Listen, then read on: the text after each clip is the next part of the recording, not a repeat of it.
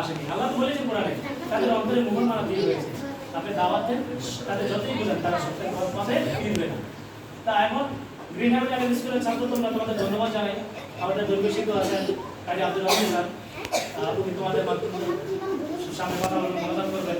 কিন্তু তোমরা একটা কথা মনে রেখো, এই স্কুলে যতদিন পড়বা ইনশাআল্লাহ আমাদের যে শিক্ষকগণ আছেন, তোমরা ভালো মানের শিক্ষক পেয়েছো, ভালো মনের শিক্ষক পেয়েছো।